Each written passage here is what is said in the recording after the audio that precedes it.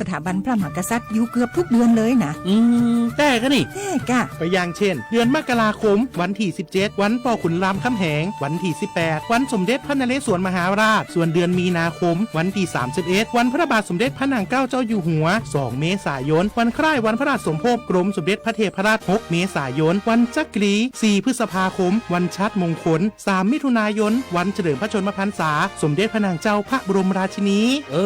ใจวันที่28กรกฎาคมวันเฉลิมพระชนมพรรษาพระบาทสมเด็จพระเจ้าอยู่หัววันที่12สิงหาคมกับวันแม่แห่งชาติ24กันยายนวันมหิดลนี่เดือนตุลาคมก็มีวันสำคัญก็คือ13ตุลาวันคล้ายวันสวรรคตของในหลวงรัชกาลที่9วันที่21ตุลาวันคล้ายวันพระราชสมภพสมเด็จย่าและก็23ตุลาก็เป็นวันปิยมหาราชวันที่14พฤศจิกายนวันพระบิดาแห่งฝนหลวง25พฤศจิกายนวันวชิราวุธและก็วันสำคัญในเดือนธันวาคมคือวันที่5วันป่อแห่งชาติครับสังคมไทยเฮาให้ความสำคัญกับวันเหล่านี้คนไทยฮักและก็เทิดทูนสถาบันพระมหากษัตริย์เพราะสถาบันพระมหากษัตริย์อยู่คู่กับคนไทยมาอย่างยาวนานปรารถนาดีจากสำนักงานประชาสัมพันธ์ที่3กรมประชาสัมพันธ์ค่ะวันนี้รัฐบาลยกระดับบริการสาธารณสุขเพื่อคนไทย30 บาทรักษาทุกที่ด้วยบัตรประชาชนใบเดียวเชื่อมโยงข้อมูลสุขภาพคนไทยตรวจรักษารับยาง่ายสะดวกรวดเร็วไม่ต้องใช้ใบส่งตัวใช้แค่บัตรประชาชนใบเดียวก็รักษาได้พบกับบริการหลากหลายรับยาตรวจเลือดใกล้บ้านไม่ต้องรอทั้งวันที่โรงพยาบาลอีกต่อไปสอบถามเพิ่มเติมโทรสายด่วน1330และทุกช่องทางออนไลน์สปสช.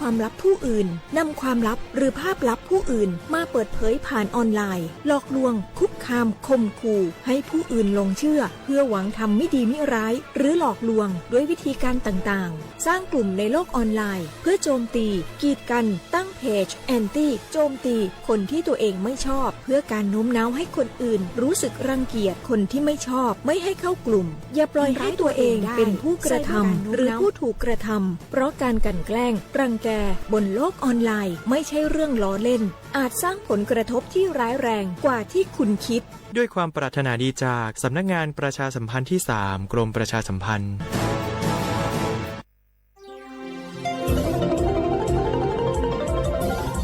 วิทยุแห่งประเทศไทยให้ความรู้คู่ความสุขสถานีวิทยุกระจายเสียงแห่งประเทศไทยจังหวัดเชียงใหม่ AM 1476 กิโลเฮิรตซ์สถานีวิทยุภาคภาษาชาติพันธุ์แห่งเดียวในประเทศไทยที่มีความทันสมัยเชื่อถือได้สร้างอัตลักษณ์กลุ่มชาติพันธุ์สู่สากล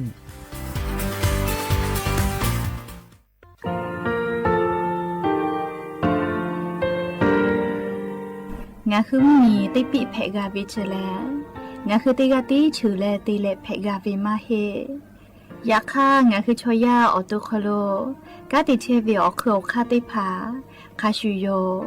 อาชูโยวิโยกาคาเดติเลอติเกกาโพติลาวิทาปาโตงาคือชอยาอาสติกาวิโยงาคือออโตโคโลออโคคากาติเชวิอือเวอีเวมาโกติยาเลเลทอกาอายีอือเวคาชเวเพวิโยอลากวงาคือออตุคอลูออคือคากาติยายามาเตียลาบิลโก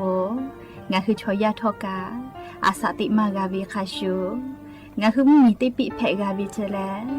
งาคือติมูติสติเพเลอ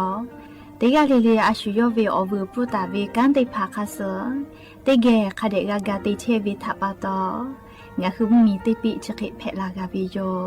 เชแลงาคือเทโจโมโคคางาคือมียาถาตอกคปิลาตาเว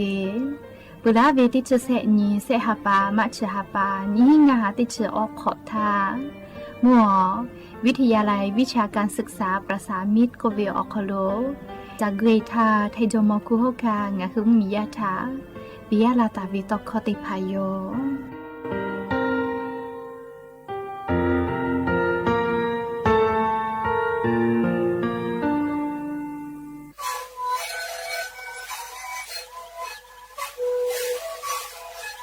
ชริคือหนูคือยาแก้เชื้อเวออกข้อชิแล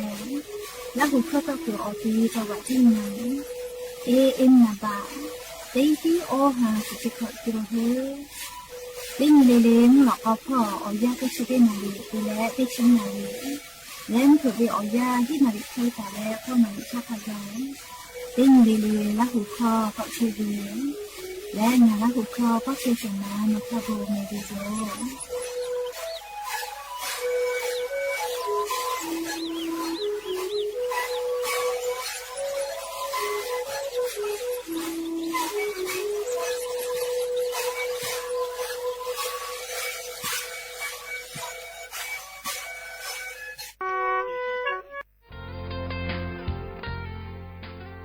บาททองเศษฉบะเตแขกอยุตะลาและบราประชาชนเตกัวโคโลเจตีอานาติกาเลเลหัสากาวิโยงาคือ10 บาททองเศษฉบะเยเชวิชอติพาชอป้านาสิแมออลโกงากุไกตุเวอเจชริพาแลโนฮือนาลาโกลาวิทยาธานาเชยอคโลโนฮือนาวิโกวิติพาจะหาไซวิทยาธาขกะเตคโลกาหาซาเพวิเจงาฮือบาประชาชนเตกูเยเวอคโลเจติและชริคือเวอยางาฮือขะคิกะเตไกตุเวอคาติพาทานาตาสิแมออลติยาแลงาฮือบาประจำตัวประชาชนเตพานี่ฮือ10 บาททอเยตาเวอติอคโลยูปีและติปอตินาวิโกเวพอแต่ญิเลหาซาไกเพวิโยเชเวอคู่กาอาจุยารัฐบาลเวนะเชเยมาหิกาเอกชติภาอคโดกางาคือเชษาจซาพ่อเวสปสชจ้าดะและปอตาเวนะเชเยติภาอคโดกาโนคือลุยและจะหาซาเพวิโยมาหิเลกาวุสทากาเคียวติภาอยู่เพวิโยจะได้คืองาคืออโปซาจาเวแลแอปพลิเคชันหมอพร้อมไม่กาแอปพลิเคชันเป๋าตังอคโลเคียวติภานะเชเยมาเกหิทากาเคียวอยู่เพวิโยยากจะได้คืองาคือออนไลน์พ่อเคียวอยู่เพวินัทเยคลินิกเตพายอวิอแมอขนอแลสปสชเกลปอเวลโกอบอุ่นก็เวจอวิโยแคโกคลินิกเวชกรรมชุมชนอบอุ่นเจจะได้พ่อวิคลินิกอคโลกาแพทย์เวลแมคลินิกทันตกรรมชุมชนอบอุ่นเจคลินิกแพทย์แผนไทยชุมชนอบอุ่นคลินิกเทคนิคการแพทย์ชุมชนอบอุ่นคลินิกพยาบาลชุมชนอบอุ่นไม่เลกานัทฮอกเกิดใส่ได้เผาอคโลกาสปสชปอตาเวลโกงาคือลุยและหาซาเพวิโยงาคือไงคลินิกจะได้ผ่าสปสชคโลขกะป้อวิติพาชดาเวลโกเว็บไซต์สปสชคโลลุยเรนกับเพอไม่เลกาสแกน QR โค้ดและงาคือสปสชเกอปอตาวินาเชเยเอกชติพาป้อมาป้อวิอเมติพาเช่นเพวิโยแต่ก็งาคือบัตรประชาชนที่ผู้ฝ่าและนาเชเยอตีสปสชปอตาวิอาจุยารัฐบาลวิมากกว่าเอกชติพาคโลกางาคืออเป้านิจาเวคลินิกได้ผ่าเตเลนะเชื่อฮอกเกิดสายที่เผาโคโรทักขันไก่กางาฮือเย็บแผวิโยอยากข้างาฮืออาจุยารัฐบาลเวสยอโคโรลาเวลโกกาบัตรประชาชนที่กู้เจตีอยู่ลาและงาฮือเชษาจซาพ่อหาซากไก่แผวิโยงาฮือนะเชติพาอยู่เวลโกกาเลือกไก่ตัวเวอค่าเสค่าจอวิโยอลอเตค่าแลนะเชื่อเยอโคโรเวนะเชปิกอตีอโคโรเตปตีรอเลยอยู่เกาะลาเวนี่พอเตพอลโกหนูฮือเยเชกเกเป้าเวนะเชปิกอตีอโคโรอยู่กับแผวิโยแล้วเลยมือเตคาโลโกเสคาเตคาแลไปสนิพ่อฟืลาจวิโยและต่อปะฮะเตเลงาคือนาจาวิโอเจติพารับผู้วิโลโกนาเชยหะมาเกโกเซโลโลเวโอเคติพารับผู้วิทยาธางาคือสิทธิ์ยูเซฟโกเวชติพาเยเพวิโยเชวิแลเจ็บป่วยฉุกเฉินวิกฤตโกเวเชวิอคโลแลงาคืออเป้านิจาเวนาเชยอาจุยะเวมาโกเอกชโวติกาเลเลกาอคโลโนคือลุเอและเยเพวิโยอลโกอานาเชติพาเลนาเชยหะมาเกโกเซลาวิทาปาโตงาคือ10 บาททอเซฉบะอคโลติปอติเยเพวิเจฟูมาปุวิโยไม่เลกานาและนาเชยหากาเกโจวิทยาธาเจ็บป่วยฉุกเฉินก็เวนาบะแม่เตโค ขอก็ชเวทกันชอนาริคาทากับโทรศัพท์ติปีแผวิโยและนหืออรอจะได้ผ่ามานาเจและคดก่อนนั้นดักกาวิโลโกสปสชพ่อเวโทรศัพท์นำบะแม่เตแซ0เตแซ0ไม่กะไลสปสชไม่กะ Facebook สำนักงานหลักประกันสุขภาพแห่งชาติชเวอคโลนหือนันแผวิโยยันตาแลวุสพ่อโลโกงะคือเวสิบัตรทอขกะเตคาโลเชตาโกทอกางะคือติปติสิบัตรทอบัตรประชาชนติกูอคโลเจติเยแผวิโยผู้เปิดตูมาโลอเจจะได้พาแลงะคือมียาอาสาติกอคโลซาลาวิโยแม่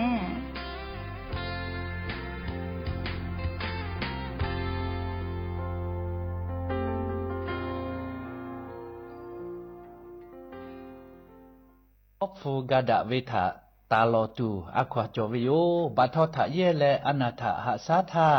ลูเวสิเวทะกับฟูปือโลโกฟูชิทะกับแผวิโยยะค่ะอนาอฟูมาโจเลอนาไลจือโจโลโกกามาแผจิแมฟูชิทะกับกือเวโชเลอาชุโยตูอวิโอนีกาปิเสภาและอนาถะหะสาเชเวโชลูเวสิเวทะกับขาเวโชเตนีทะเตเลนี่ขอคอลุเจตาลกแผวิวจิแม่หน่วยบริการระบบหลักประกันสุขภาพแห่งชาติสาธารณสุขจังหวัดสำนักงานหลักประกันสุขภาพแห่งชาติเขตเต้เตเลติชเชศูนย์คุ้มครองสิทธิบัตรทองมาตรางาชีแองาจาดะคือนาบะเต้เซศูนย์และศูนย์ถานี้และนชอนาริสปสชเขตเต้จิใหม่053นี่ฮีงาแซะงาถะจาดะแผวิวจิแม่งาคือเจ้าวัดจิ้งใหม่ออกข้อต่อคืออติออกคโลโฆษณาติผาคือกาเวลโกจาดะลาแผวิโยอลโกงาคือจิ้งใหม่ออกคโลเวสถานีวิทยุกระจายเสียงแห่งประเทศไทยจังหวัดจิ้งใหม่แลออกข้อต่อเวสายาติผาสู่ไกเวกาวูจ้านหือและโฆษณาติผาคือกาเวลโกจาดะคือโทรศัพท์นำบะแม่0 5 แซะนี่สือขอ0ขอฮีไม่เฮเลกะ0ก้อนี่อ้อขอฮีงาสือก้อโทรศัพท์นำบะชเวทะจาดะและโฆษณาติผาคือลาแผวิโย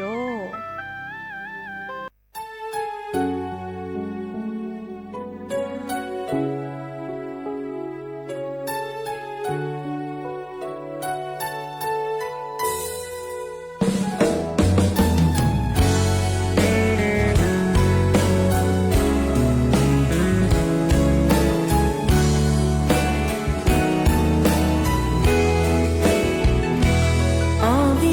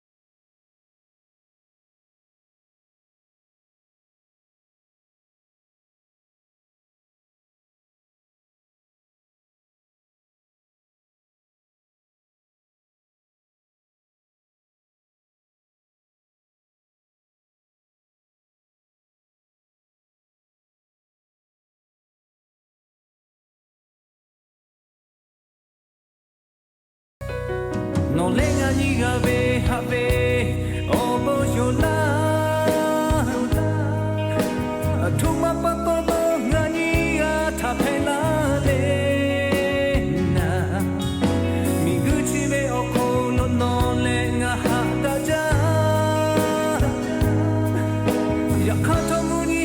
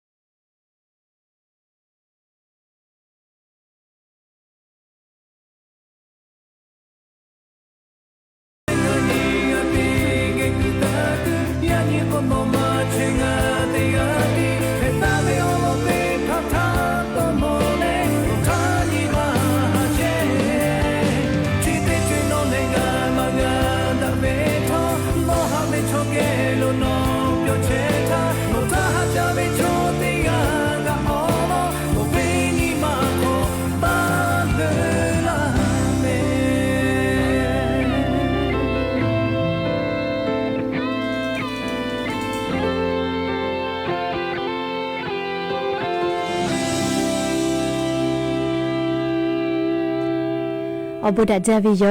ยะนิมละก็ติปอทอกาดาจาวิโอยะชอคโลงะคือติปอกกะมีลาแล้วจะป้าอุปาโลวิโอลอซาตาอยู่เวลาแลเลกะก็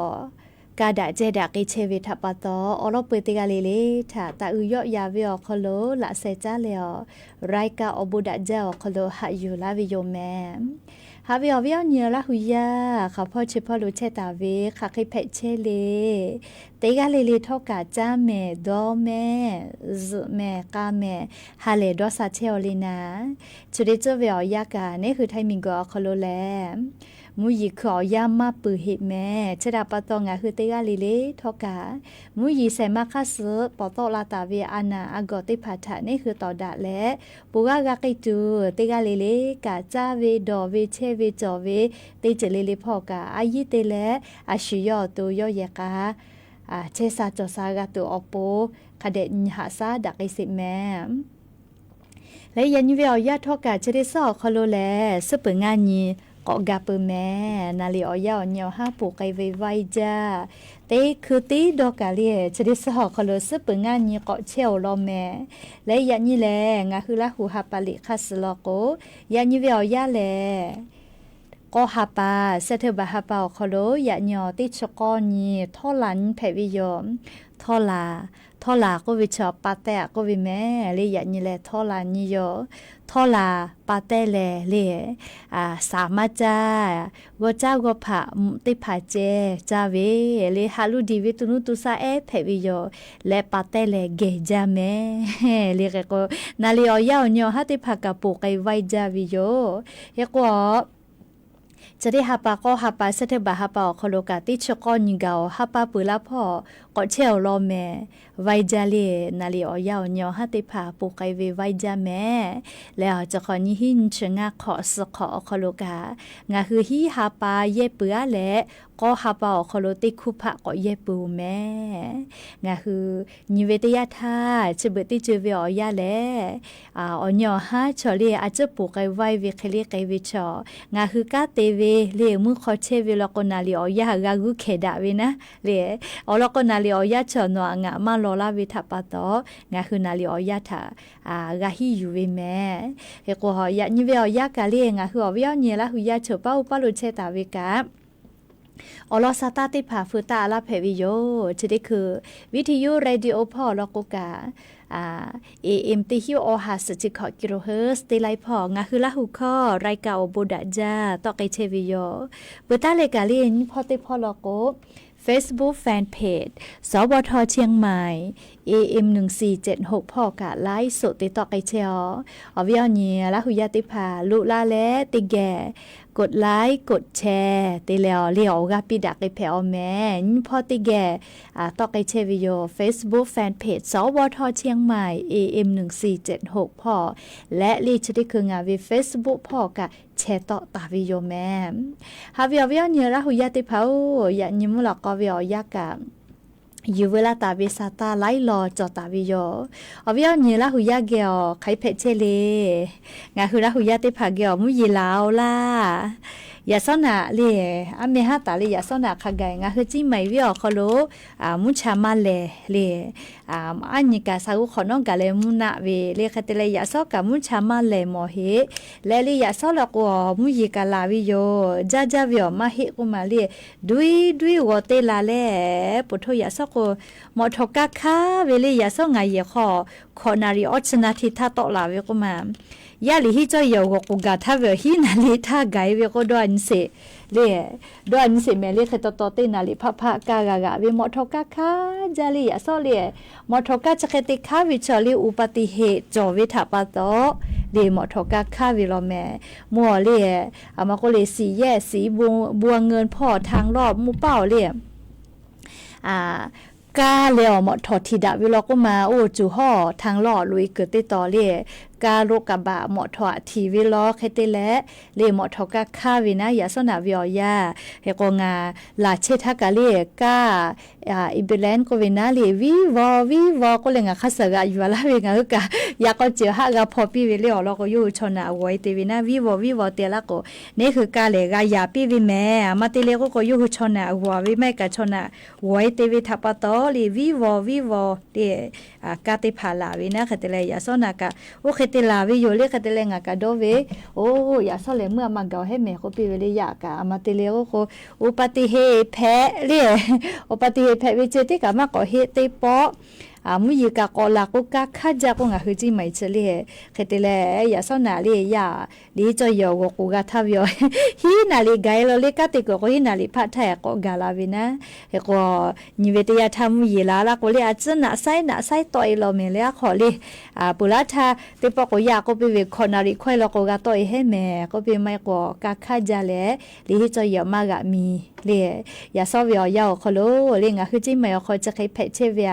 เนาะเกามาลาวิโนคือแก้วไข่เพชเชเลขอคุณหลอกคุณพ่ออย่ายิ้มหน้าเลยมุยีลาล่าอย่าเซทาเลนัววาวีพ่อหูคิลิไม่พอนี่ป่านพะโดโทรศัพท์ติฟุลาวิยกแลเมหามุยีลาจาเลอ๋ออย่างนี้มุชากะมาเลกอเลกะเจเขาคนหลอกก็พอกอเราล้อเลยมือเขาพอตัวก็เชซาลอยโยเลกะวิตัวก็มากะผู้เห็นนะแล้วก็วิญญาณละหุยาเฉป้าลุเพเชวิอจะใจเวซาตาติพาทกะฟืตาลาเพวิโยแม่และลิชุดที่คือจ้าแลมุชามุยีพ่อจ้าดาวิซาตาอลอถาลิงอ่ะคืออลออยู่เวลาแลติแกนักไอจิโยแม่ฮาวิอเนียละหุยาติเผาจีจอปากกรมตุนิยมวิทยาพ่อยุคือฉันแต่นี่แล้วอลอซาตาปิลาไกตาเวแลชุดที่คือวิอยามูฮามุยีลูพายุดีเปรชันโคเวติดีแพตอลาเชวิเจและเลียนทาวิอยาแลพายุดีเปรชันชติดีแลแฮปัมมีลาชื่ออฮอติตออนาพ่อลูมือลุยวิเจคเตแลชุดที่คือวิอยามูฮามุยีลูชติดีแลเลกาถิมือแล ให้ปั๊มมีมุนีต่อพ่อกะก็มือหุยเชวจิแม่เรียกกว่าให้ปั๊มเหมียวคโลยันติชกอนตาเลนี่ชนิเวียวยาวคโลหุยตุโยเจใครแต่แล้วมุหอมุยิรู้พายุดีเปรชั่นจะได้ดีแลนี่คือไทยมุเมียตัวก็มาหือลาลอเรียวบูดาเลยนี่คือไทยมิงกอคโลมาหือลาลอแม่อยากคัดทอกางาคือไทยมิงกอคโลกามุหอมุยิรู้พายุดีเปรชั่นชเวทัปปะตอนี่คือไทยมิงกือเป้ากะเล่ไทยมุเมียวนาติต่อพ่อมุนีต่อพ่ออติติเผาคโลเตแลไทยมิงกอก็จะติต่อพ่อติกะติติแลมุยีลามาเกตุโยเจเลมุยีก็ลุลามาเกตุโยเจเตยาเลมุหอมุยีลุพายุโซร้อนมีแท็กโกเวติดีเลชดิคือเวียยาให้ปั๊มมีละเชือฮอติต่ออนาพ่อมือเสวลเลโนเลมนโทกวางตุ้งก็เวลให้ปั๊มเหมียวคโลยานี้ลุยวิเจอยากข้างาคือไทยมิงเกอตัวก็มาหือลาเจอยากข้างาคือไทยมิงเกออคโลมุหอมุยิลูพายุโซร้อนมีแท็กก็เวชะถ้าปาตอลิงคือไทยมิงกอคโลไลพอกาติปอมุยเกาะละมาเกตุโยเจแล้วก็ยันยิงคือไทยมุเหมียวนาติต่อพ่อยันสาเลมุยติฮาวิอาสุดเปอร์เซเคเบหุตาวิจิแม่ลิงคือไทยมุเหมียวนาติต่อพ่อมุยติฮาวิอาสุดเปอร์เซเบหุตาวิเจใครเตเลติกาติติมุยลามาจากเกตุโยเจมุยลามาจากเกตุเวงคือไทยมุเหมียวนาติต่อพ่อเวจังหวัดติพาแลจังหวัดเมฮอซอจิแม่จังหวัดจี้ไหมเล่จังหวัดลำปางลำพูนตากสุโขทัยอุตรดิตถ์กำแพงเพชรพิจิตรพิษณุโลกและจังหวัดเพชรบูรณ์พอคาไกเจแล้วก็ยานี่เวียยาเลมุยติฮาเวียสุดเปอร์เซเบหุตาวิเจงะคือจี้ไหมกะสุดเปอร์เซเวียเกียวิทัปโตเลยยาซอกามุยลาและจะได้คือกามุชาคาเดมาเลดาหิแม่เพื่อเลยภาคอีสานพอกาสุดเปอร์เซเจไทยมิงก็จะติดต่อกาสุดเปอร์เซเจแม่แล้วก็จะได้คือเลยไทยมิงก็จะติดต่อมั่วจังหวัดนครสวรรค์พ่อแล้วก็กามุยีลาตาวิกะหล่อรู้แม่น้ำโยมแม่น้ำวาอิกะหล่อนาพ่อเวลุใหญ่เลยโมโหติผัวลาวิทัปตอจะได้คือไทยมิงเกอก็จะติดต่อคโลเลมมียาเชกุยาคอคาไกกะอิกะถูเชวิจิแม่เลติกากายอลาวเจยาคากะกอญาญิโกมุยกอจอมาเฮโกเวโลแม่เลติฮาวิอาสุดเปอร์เซเจเพื่อเลยกะเลมุนิต่อพ่อติฮาวิอาสุดเปอร์เซคาชูโลแม่ไทยมิงเกอฮอติต่อกุขอเปอร์เซเจและกุฏิพ่อกาเลยยานิมุยีจอมาลอติฮาวิอาสุดเปอร์เซเคกุฏิพ่อกามุยีเบหุตาวิลอเจยกว่าจะได้สปูเลจะได้สอคโลนะสอติสเวียวยาวคโลเลมุยีอคาติผาคาคิพ่อหมอปืตาวิเลโกโกยานิเลยานิตาเลนเชตินิเวียวยาคโลงาคือไทยมิงกอคโลขับพ่อเฉพาะโลกามุยิมาจาลอเรียกใครแต่ละมุยิเชลนี่ชออนยังก็ฮับปากขไกเจขอเปอร์เซตาเลฮีเปอร์เซขไกงาคือไทยมิงกอคโลเบหุตาเวง่ายๆก็งาคือไทยมีอนาติต่อพ่อแลจะได้ซื้อเลยันตาเลสอติซื้อเวอยากขไกมุยิจอมาลอเรียกติปอมุยิกอลาดือไกตูก็เวลอแม่เรียกติกาติติลอกกามุยิลาจาไกตูโยเจยกอลาจะละฮาเพตอลาเวกุลูฮาลูลูลาเวมีปะมิงกุยอเจลาอีกะถูเวชริพาทะเรซาตาพอหาอยู่แลคาเดกูแฮกูฟาเชแม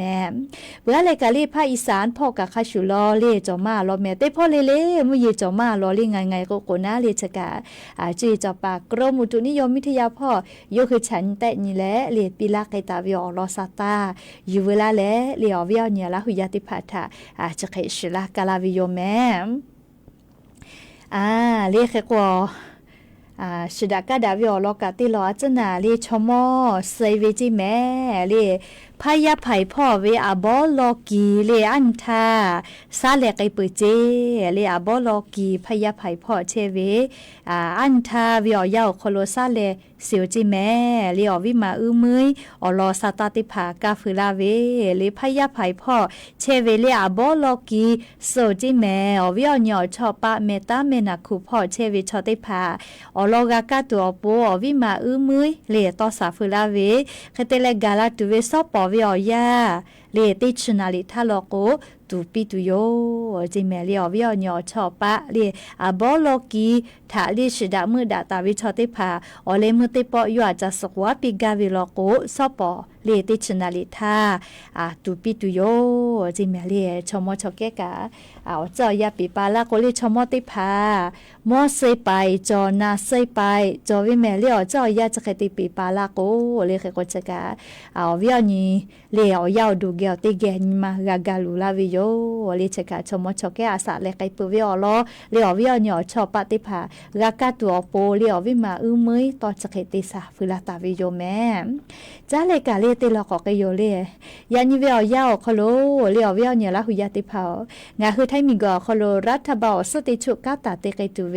เมฟอหัวหาติภาตอเราแม่งาคือไทยมีกอคโลเลชดิคือนายรัฐมนตรีเซชนิกากับวิโยแม่เลขเตเลชดิคือเวนายรัฐมนตรีเซชนิกาติกาเลนายอนุทินชาญวีรกุลแม่วิโยเอกโยคือรัฐบาลจะตั้งเลกาติกาตัวอโปรัฐมนตรีติภาปิทอเลรัฐมนตรีขัติกาปิทอขวิยมือตุเวติภาปิทอแปปีเปเวทัปตอเลยานิเวียยาวคโลเลคณะรัฐมนตรีคาเปนะเลคอรมอนะคาเปนะงาคือมีจอมคัวคาเกอคอลอวิโยเลมีจอมคัวคาอายาปีเปวิโยเลยยานิเวียยาวคโลแค่กวงคือไทยมีกอคโลคณะรัฐมนตรีเลคอรมอฮูลูนาเลนายกรัฐมนตรีเตเลเซกลาตุเวลในอนุทินชาญวีรกุลเลนายกรัฐมนตรีเอกรองนายกรัฐมนตรีกาเลคาเป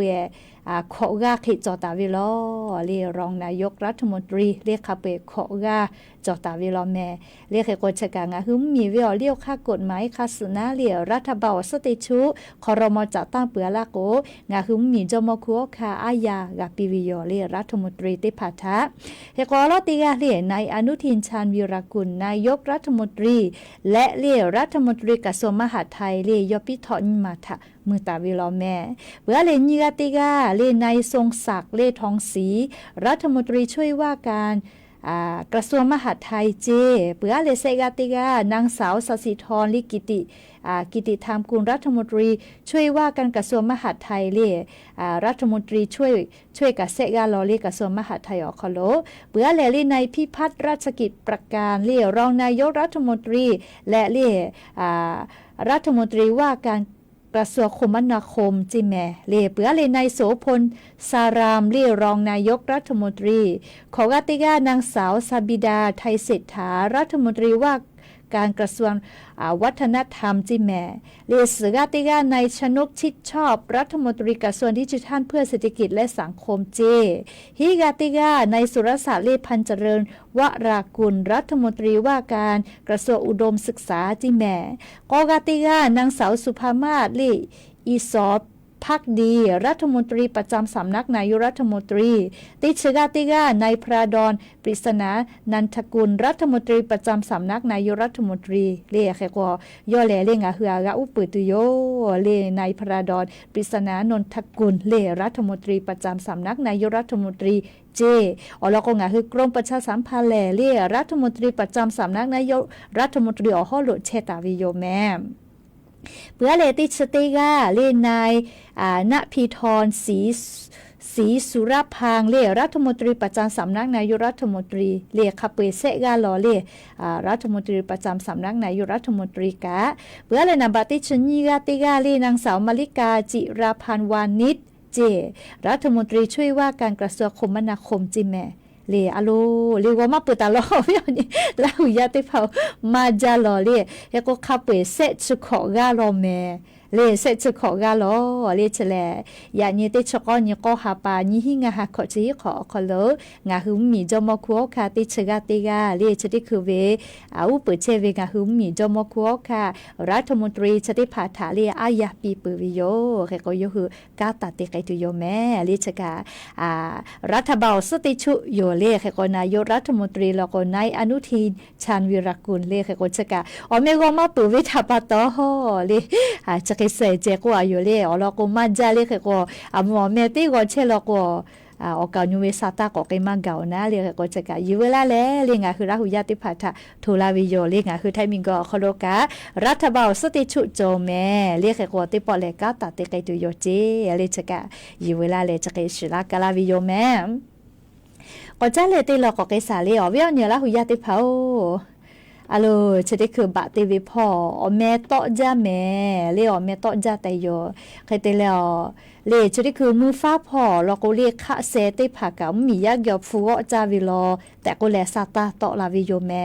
เรียกแต่แม่แต่วิชาเรียมีเจ้าหน้าที่กาติปาติภาลุยและเรียกชาตุโยเรียกแต่แม่แต่วิชาเรียเรียกว่าจะได้คือแม่ซาตาตอลาวิโยเรียมือฟ้าพ่อวิเจเรียกคะเซกาเรียอำเภอเวเจ้าหน้าที่กาติผาเจเรียกว่า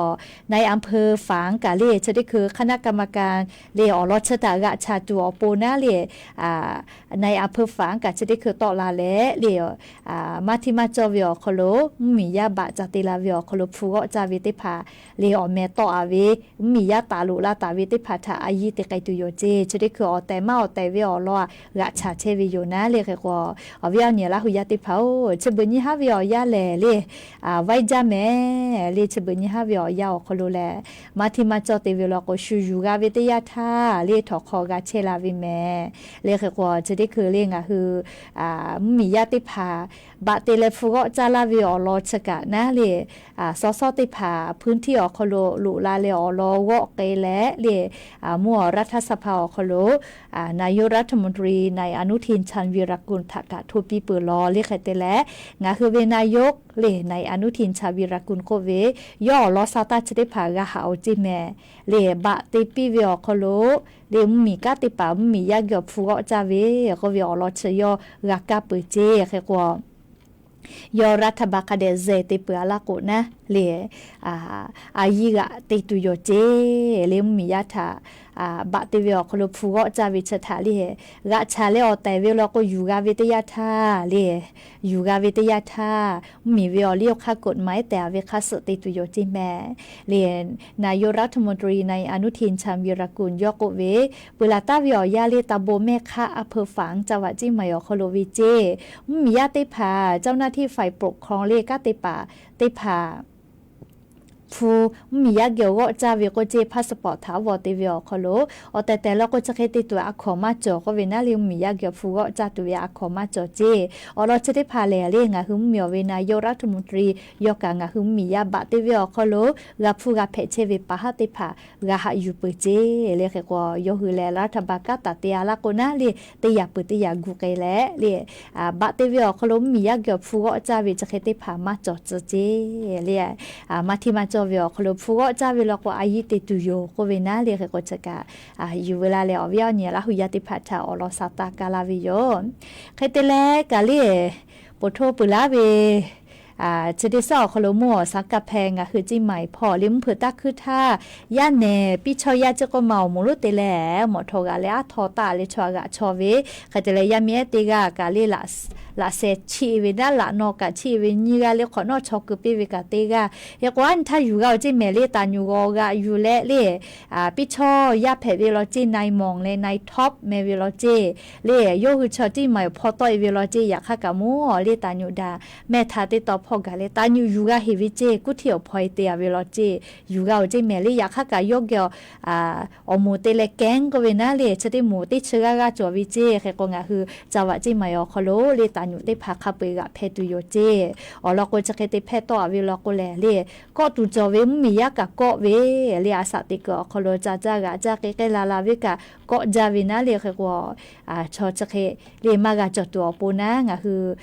มีอคโลมีกะติปฏิภากะเลฝากตุโยเจแต่ก็แลเลอวิอนี้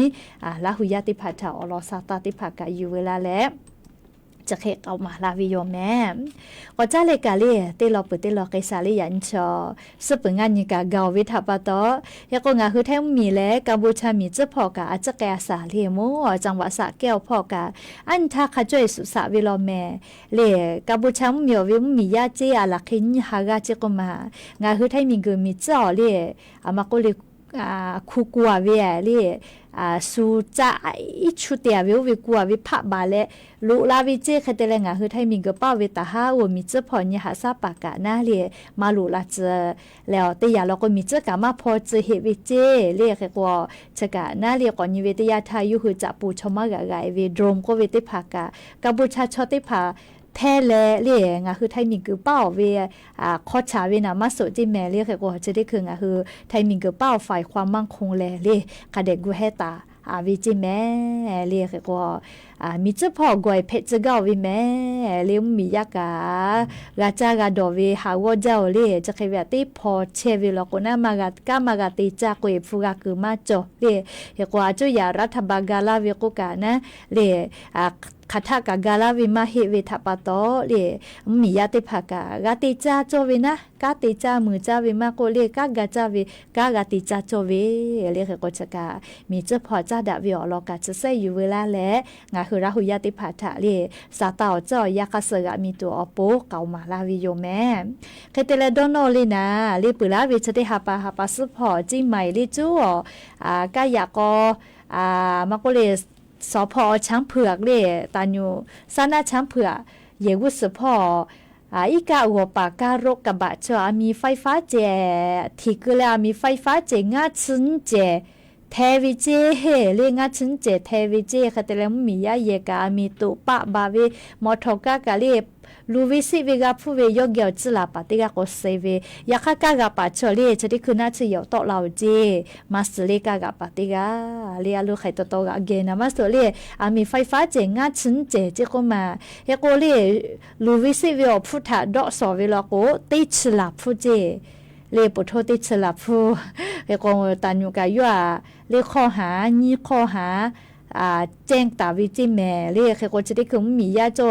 อยากก็จีอยากก็เจ้าเช่และจะได้ปล่อยย่อมีไฟฟ้าเจียกากะทีและลูวิสิเวกาผู้ตาวิมียาได้ผ่าลอกกาเรียกจะได้คือขากายกะติเชกะเลกาลาเวมากะหิจิแม่อโลหะกะจาเลไลกะลอกยกะปะปูวิโยอโลอิกาสุปะชกะกะกะจะปะเจเลอชละคะเคติเลชัวเสปิกาตุลีนะกามาโซลีอยากให้ยกตุโกนาเลนะเชียวกาต่อเราจิแม่อยากให้ยกเกี่ยววุสปอติกามือลาวิชอโซเจเลียวตินเจกาโซวินะเลยกชกาเลหมดทอกายเยวิอคโลเคตตอตากะเกก็วิชเวอลาวิแม่วุสปอไข่เพนามาสวิทาปตอลีเจ้าหลอยกะเรียกใครติมาติกันโนเยมาพอยเลียขอแต่ละตุอยู่นะเรียกก็จะกาอยู่เวลาแลเลียวเวียเนี่ยละหุยาติพัทธาอย่ายิ้มหลอกก็เวียยาวคโลเชเป้าโลเวียลอซาตาอยู่เวลาแลจะเขเกามาลาวิโยแม่เฮก็อย่ายิ้มหลอกก็เวียยาอยู่เวลาแลเรียกาดาเจดาตุเวียลอซาตาแลจะเขไม่จะได้โยแม่อ๋อติเราจะเฮลอเลียวเวียเนี่ยละหุยาติเผาฮาเลตุจอจาลิงะคือขอยาลอยาติชอจิเลกาลีฮาเลตุจอจาแม่เลอามาติเลโกโกยะนี้อันทาวิอยาลอมาเลงะคือขอคู่หลอกคู่ชอถะเลียนหาซาลาตาวิอเลี้ยวข้าวพรบชาติพันธุ์ก็วิจได้ผ่าเราจิ้มแม่เลียเฉลฮาเลตุจอจาเลี้ยวลอกว่านี่คือไทยมิกอเขาโดยเชตาวิชอจือมาจาวิโยเลีไลชชอจือจอวิโยเลียงกะต่อมากะเลียลักเคงะขอชอจือเคจอวิแม่เลียงคือไทยมิกอเขาโดยเชตาวิยก็งะคือขอยาลอยาติผัดถาลิชุน้ำนาตอยมากะฟอร์แม่กุตัวนะเลียงคือขอยาลอยาแพกโกทอกะชอเลติกาเพเลไทมิงกุชอเพเวทัปตอชุน้ำนาตอยมากะฟูเปเลมากะฟอร์เมตัวปูเลพรบชาติพันธุ์ก็เวเลมมีเวอเลียวค่ากฎหมายคอโลกือแลงะคือขอยาลอยาติผัดถาหาซาลาตุเวเลพรบชาติมาผาเลกาเยเกโอแม่เลฮาเลตุจอจาลิเชเวกาเลคาเตลอคอนอเชเลกากาบุตะลาเชเวชอติผาทอกาเลอบูจาวิโยยก็ยานิมุลาก็เวอยาอยู่เวลาแลเกามาดะตุเวซาตาติผาจะใครไม่จะที่โยแม่งะคือละหุยาเฉป้าหลุดเชตาเวลูลาเลอเลโอกาปิลาเชเวเตกาลิลิกาอบูจาแม่ลียานิมุลาก็เวอยาคอโลงะคือละหุยา Facebook เป้ากะอฮิกาตะลาเลลีโอกาปิลาเชเวอบูจาเฮกงาอเลมือเลพอลาตุเวเลข้อหยิบแผ่วิโยเลข้อหยิบจองะคือมือจ้าว่าจ้าเว อ๋อเจ้ายาถะจ้าดะเวเลียมาเตเลียก็เตปอแลเลียงะคือราหุยามือตาว่าตาวิอสอนอยู่เตผาเมลาลาโกแลเลียจะสุจาบุชิมปอยเวียก็ลุยวิโยเลียก็งะคือข้อเยจะได้ปะนาเลียบุชิมุก็เวเลอย่างนี้เมื่อเราก็วิอยาเลียชุดากระดาษตัววิอลอสาตาติผาจะใครไม่จะได้อยู่เฉลยข้อแทะแผ่วิแม่เลียวติกาเลียอ๋อบูจ้า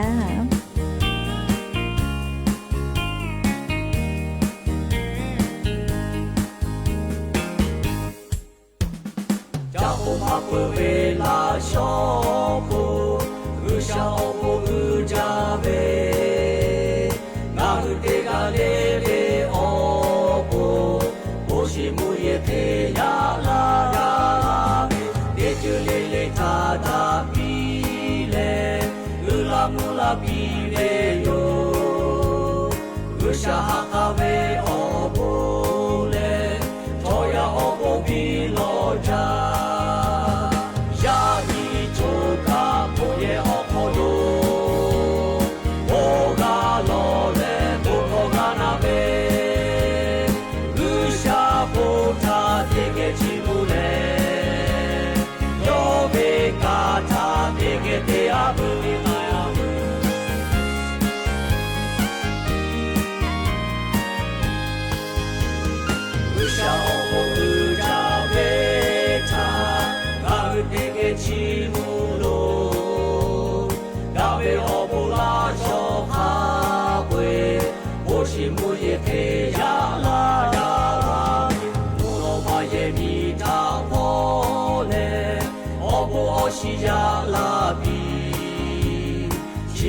ชาเวโอโบ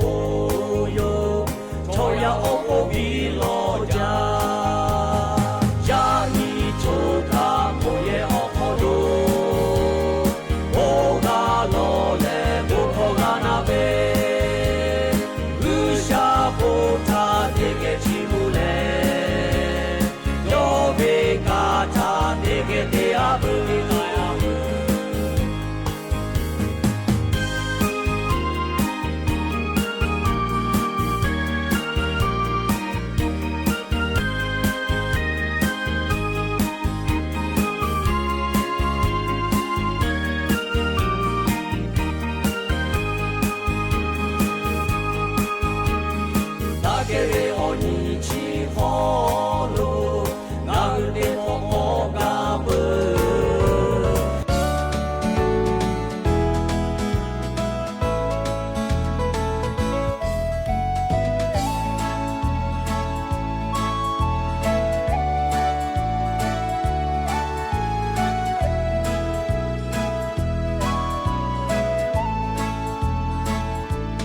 ยามือจ้า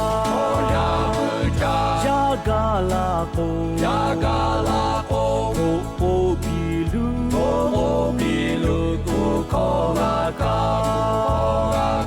อุชายอฮืทัตสึตาเว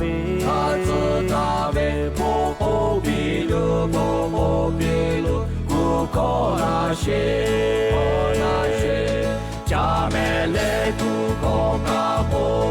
มือจาปาฮืฮาเลจาดิมิเฮโคชินิเชโอชิโอนุเมลาเปมือจาบาจาปาเตพาโอชิโอยุโชโปเลกุชาโบโคชิมุตุจาเมเลกุโตลาเบ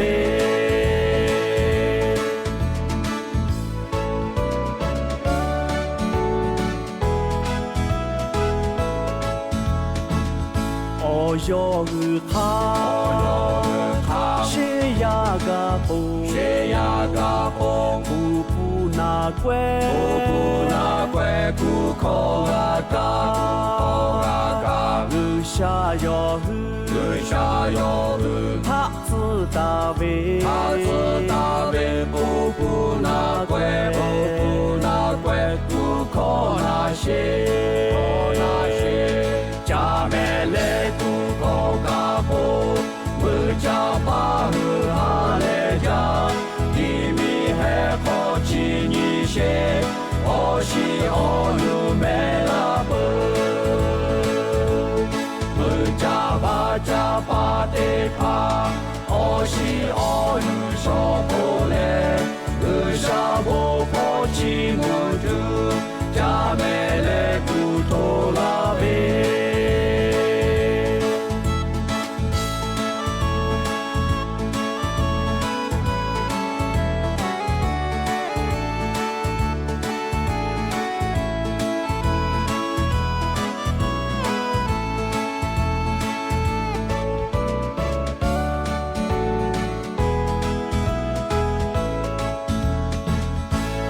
ရှာဖာပဲရှာဖာပဲငါအဲ့တေဖာငါအဲ့တေဖာရှာသူပဲရှာသူပဲကာထာတေပဲကာထာတေပဲချောရာကူရှာချောရာကူရှာခေါ်နာယူလေခေါ်နာယူလေကာတေပဲခေကာတေပဲခေဟောဘောလာပဲလာပဲဂျာမဲလေ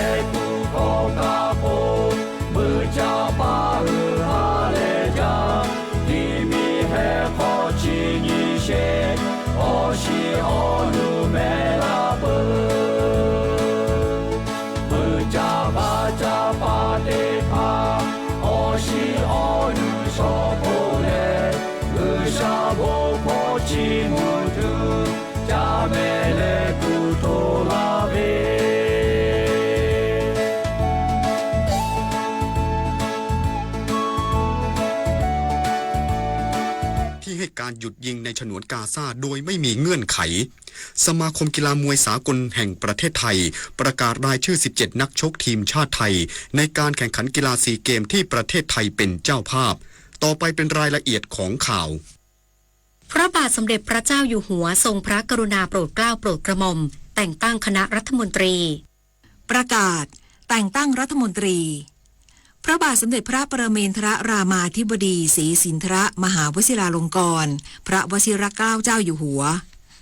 พระบาทสมเด็จพระปรเมนทรรามาธิบดีศรีสินธรมหาวชิราลงกรณ์พระวชิรเกล้าเจ้าอยู่หัวมีพระบรมราชโองการโปรดเกล้าโปรดกระหม่อมให้ประกาศว่าตามที่ได้ทรงพระกรุณาโปรดเกล้าโปรดกระหม่อมแต่งตั้งนายอนุทินชาญวิรากูลเป็นนายกรัฐมนตรีตามประกาศลงวันที่7กันยายนพุทธศักราช2568แล้วนั้นบัดนี้นายอนุทินชาญวิรากูลนายกรัฐมนตรีได้เลือกสรรผู้ที่สมควรดำรงตำแหน่งรัฐมนตรีเพื่อบริหารราชการแผ่นดินสืบต่อไปแล้วอาศัยอำนาจตามความในมาตรา158ของรัฐธรรมนูญแห่งราชอาณาจักรไทยจึงทรงพระกรุณาโปรดเกล้าโปรดกระหม่อมแต่งตั้งรัฐมนตรีดังต่อไปนี้นายพิพัฒน์รัชกิจประการเป็นรองนายกรัฐมนตรีและรัฐมนตรีว่าการกระทรวงคมนาคมนายโสพลสารัมเป็นรองนายกรัฐมนตรีนายบวรศักดิ์อุวันโนเป็นรองนายกรัฐมนตรี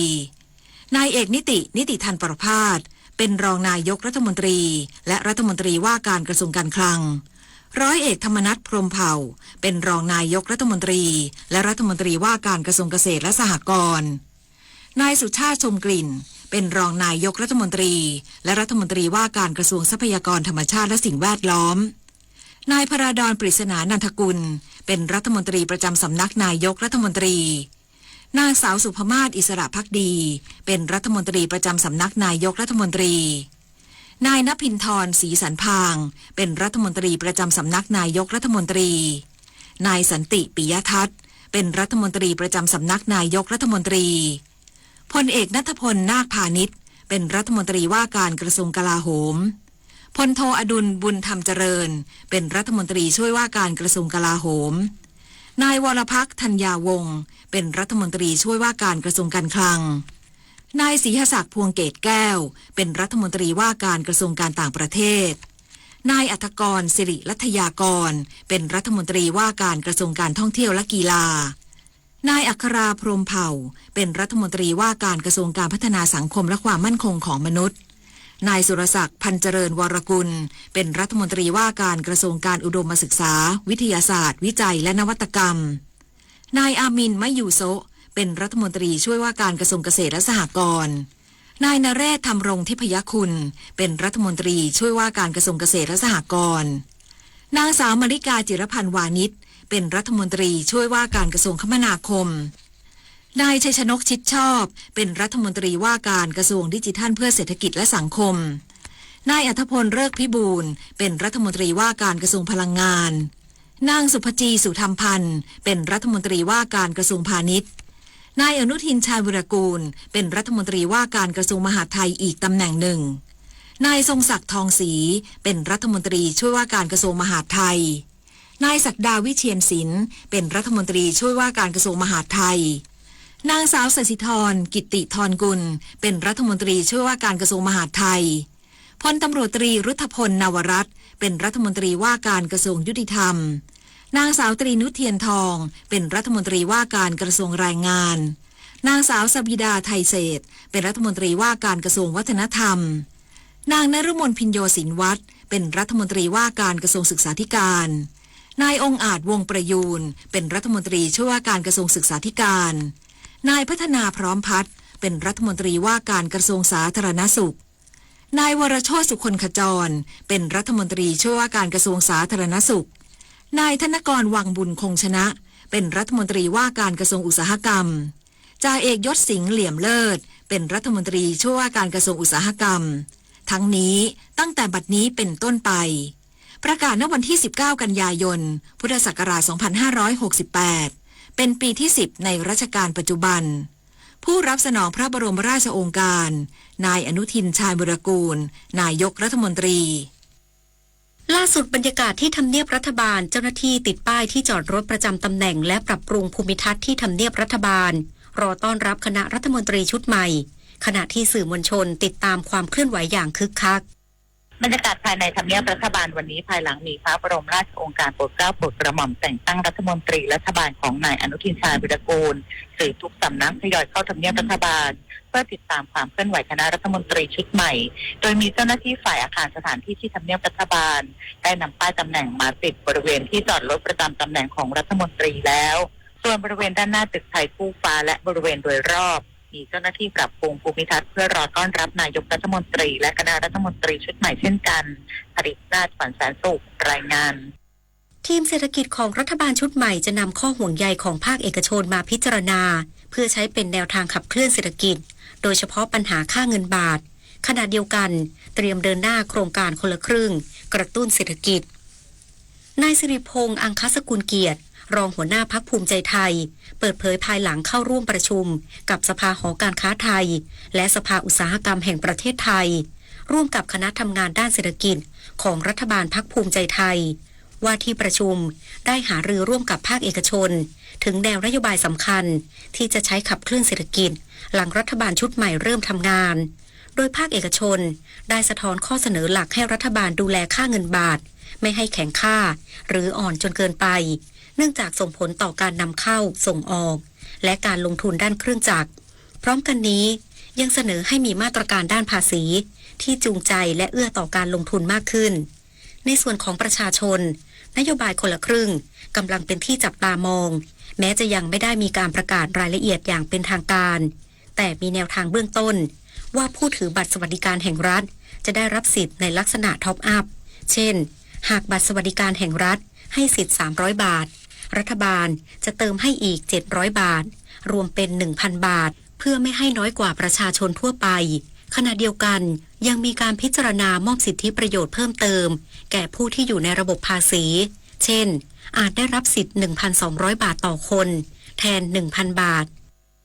ขณะที่เช้านี้ค่าเงินบาทเปิดอ่อนค่าลงอยู่ที่ระดับ31 บาท 92 สตางค์ต่อดอลลาร์สหรัฐนายภูลพาณิชพิบูลนักกลยุทธ์ตลาดเงินตลาดทุนกรุงไทย Global Market ธนาคารกรุงไทยเปิดเผยว่าค่าเงินบาทเปิดเช้านี้ที่ระดับ31 บาท 92 สตางค์ต่อดอลลาร์สหรัฐอ่อนค่าลงจากระดับปิดเมื่อวันที่ผ่านมาณระดับ31 บาท 80 สตางค์ต่อดอลลาร์สหรัฐนับตั้งแต่ช่วงคืนที่ผ่านมาเงินบาททยอยอ่อนค่าลงเข้าใกล้โซนแนวต้าน32 บาทต่อดอลลาร์สหรัฐแกว่งตัวในกรอบ31 บาท 78 สตางค์ถึง31 บาท 96 สตางค์ต่อดอลลาร์สหรัฐสอดคล้องกับการปรับตัวแข็งค่าขึ้นของเงินดอลลาร์ โดยตลาดค่าเงินดอลลาร์ทยอยแข็งค่าขึ้นทั้งนี้ยังคงมีความกังวลต่อความผันผวนของเงินบาทอาจกลับมาสูงขึ้นท่ามกลางการปรับเปลี่ยนมุมมองของผู้เล่นในตลาดต่อแนวโน้มดอกเบี้ยของธนาคารกลางสหรัฐหรือเฟดจึงมีคำแนะนำผู้เล่นในตลาดควรพิจารณาใช้สกุลเงินท้องถิ่นเพื่อช่วยเพิ่มประสิทธิภาพในการบริหารความเสี่ยงจากอัตราแลกเปลี่ยนผู้ว่าการธนาคารแห่งประเทศไทยชี้มาตรการป้องกันภัยไซเบอร์ทุกภาคส่วนต้องเชื่อมโยงข้อมูลร่วมกันทั้งระบบนายเศรษฐพุทธ สุขสิวาฒนฤพุทธผู้ว่าการธนาคารแห่งประเทศไทยหรือธปท.กล่าวเปิดสัมมนา BOT Symposium 2025 เท่าทันภัยการเงินว่าระบบการชำระเงินดิจิทัลพร้อมเพย์ที่ปัจจุบันมีการใช้งานกว่า76ล้านรายต่อวันและมีมูลค่าการโอนเงินเฉลี่ยต่อวันสูงกว่า144,000 ล้านบาทแต่ความก้าวหน้าก็มาพร้อมกับความเสี่ยงภัยการเงินที่ทวีความรุนแรงขึ้นโดยตั้งแต่ปี 2565 เป็นต้นมามีผู้เสียหายเข้าแจ้งความแล้วกว่า1ล้านรายมูลค่าความเสียหายเกือบ 98,000 ล้านบาทธนาคารแห่งประเทศไทยจึงได้ร่วมมือกับหน่วยงานทั้งในและนอกภาคการเงินในการเสริมสร้างระบบการจัดการภัยการเงินให้เข้มแข็งและเป็นระบบมาอย่างต่อเนื่องขณะที่บัญชีม้าถูกปิดไปแล้วกว่า 2,800,000 บัญชีความเสียหายรวมทั้งระบบลดลงเหลือเพียง